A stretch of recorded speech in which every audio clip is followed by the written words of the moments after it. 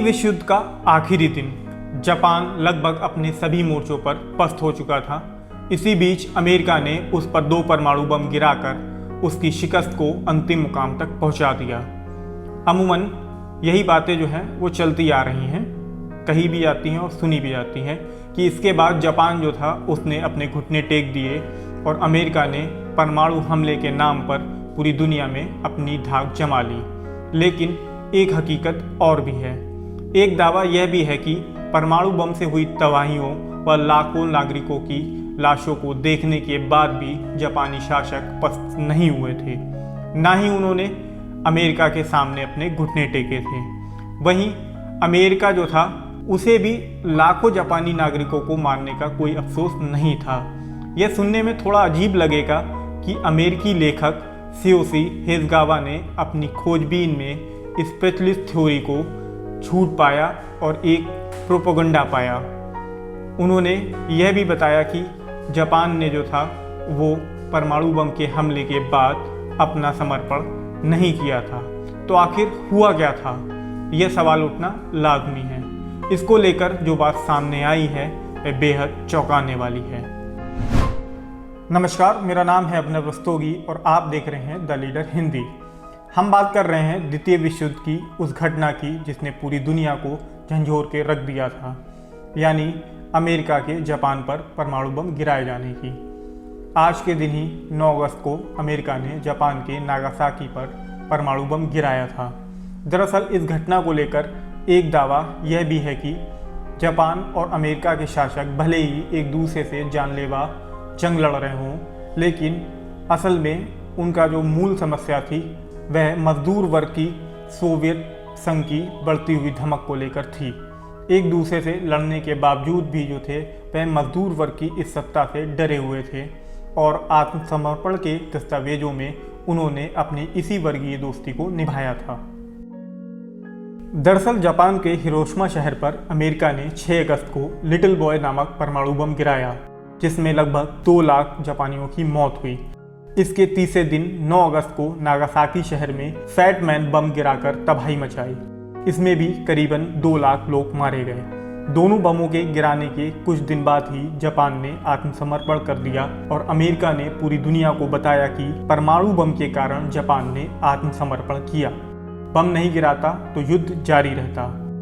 इस बयान को अमेरिकी शासकों के समर्थक इतिहासकारों ने दस्तावेजों का रूप दिया और फिर यही ज़्यादातर देशों के पाठ्यक्रमों में शामिल करके पढ़ाया जाने लगा। घटना के कई साल बाद अमेरिकी लेखक और इतिहासकार सीओसी हेज़गावा ने दूसरे विश्व युद्ध के दौरान के दस्तावेजों को पलटा, उसके ऑडियो वीडियो आर्काइव को खंगाला। हेज़गावा को जापान के आत्मसमर्पण की कुछ और वजह मिली। यही नहीं, कुछ दस्तावेजों से तो यह भी जानकारी मिली कि ऐसा संभव था कि 9 अगस्त को नागासाकी की जगह जापान के किसी और शहर में बम गिराया जाता। अमेरिका इसकी लाइव वीडियो और फोटोग्राफी भी कराना चाहता था। बम वर्षक विमान के नीचे एक टोही और फोटोग्राफी करने वाला विमान जब काफ़ी देर तक नहीं आया और बम के बोझ से वापसी का ईंधन भी खत्म हो चला तो बम नीचे गिरा दिया गया। उस वक्त विमान नागासाकी शहर के ऊपर था। हंसते मुस्कुराते कामकाज में लगे लोग पल भर में झुलसकर राख हो गए। हेज़गावा ने अब तक प्रचारित रहे अमेरिका के तर्क को पलट दिया। उन्होंने तथ्यों और तर्कों के साथ अपनी किताब racing the enemy, Stalin, Truman and the surrender of Japan लिखी। किताब 2005 में प्रकाशित हुई। इस किताब के लिए उन्हें 2006 में रॉबर्ट फेरल अवार्ड मिला, जिसे अमेरिका में इतिहासकारों का सबसे बड़ा सम्मान माना जाता है। किताब में हेज़गावा बताते हैं, जब सोवियत संघ के पलटवार से जर्मनी की नाजी सेना को उल्टे पांव दौड़ना पड़ा तो सोवियत सेना बर्लिन तक घुस आई। दूसरी तरफ अमेरिका और जापान ऑस्ट्रेलिया से ऊपर न्यू गिनी द्वीप में उलझे थे। इसके अलावा मंचूरिया में भी जापान और अमेरिका आपस में भिड़े थे। अमेरिका चाहता था कि रूस जापान पर ऊपरी दिशा से हमला बोले, जबकि दूसरी तरफ से अमेरिका खुद मोर्चा लेगा। ऐसे में जापान घिर जाएगा और वो जल्द आत्मसमर्पण कर देगा। लेकिन अभी रूस ने हिटलर को पूरी तरह परास्त नहीं किया था और उसने अमेरिका को भरोसा दिलाया कि वो 15 अगस्त को जापान पर हमला कर देगा। ये भरोसा सोवियत संघ के प्रमुख जोसेफ स्टालिन ने मार्च महीने में दिया था। हिटलर के आत्महत्या कर लेने के 7 दिन बाद 7 मई 1945 को जर्मनी आत्मसमर्पण करने वाला था। उधर अमेरिका के राष्ट्रपति हैरी एस ट्रूमैन को उनके सिपल्सलारों ने रूस की मदद लेने से रोक दिया। उन्हें बताया गया कि कम्युनिस्ट सोवियत संघ जर्मनी को जीतकर अपने को अजय समझ रहा है। सोवियत संघ ने पोलैंड के साथ ही तमाम बाल्टिक देशों को नाजीवाद से आज़ाद कर लाल झंडा फहरा दिया है।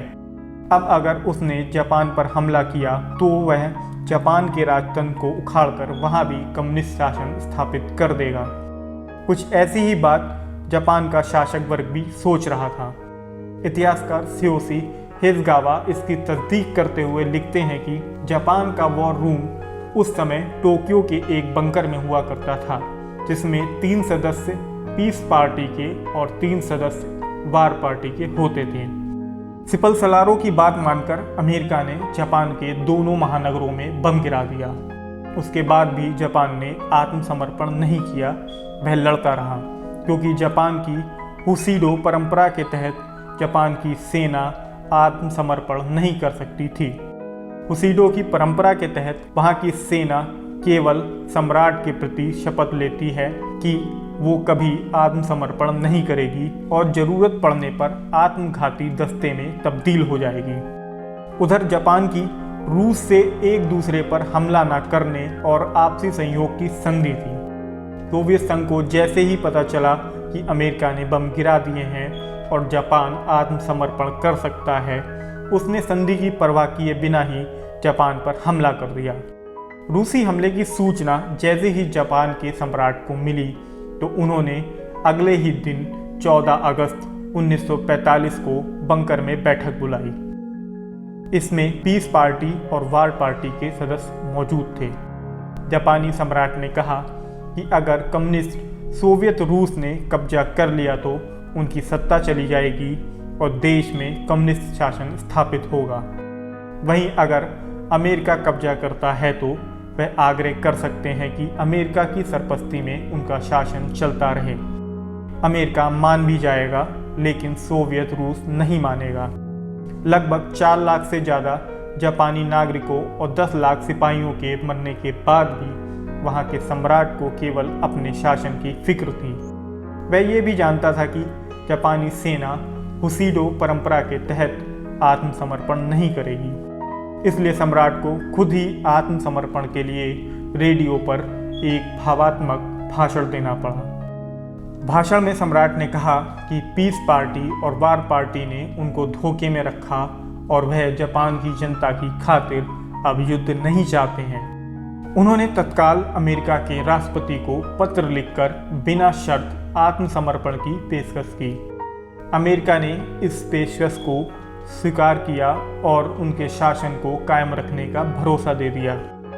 इसके बाद सोवियत रूस पीछे हट गया, क्योंकि वह हर कीमत पर शांति चाहता था।